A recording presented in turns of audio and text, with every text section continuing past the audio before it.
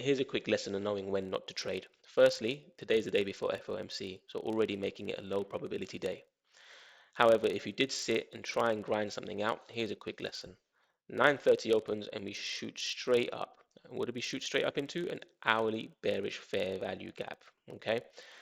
We also left a bullish fair value gap here as well. So this is also going to create a lot of confusion in the market. My bias was bearish because of the new day opening gap below us, and I thought price could come down to that at least 50% fill into this bullish FVG down here. Price came up into that hourly bearish fair value gap, started grinding down very slowly. This wasn't an aggressive move down, so already it's telling me that nah, this short, if I was to take a short here into this fair value gap, it's not going to live very long. It's not going to go very far.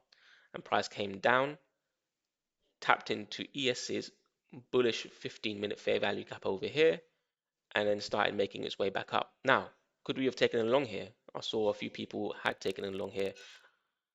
However, if you can see, when price came down, it also created a balanced price range between this 15-minute fair value gap. It came down, and then we created a huge engulfing candle.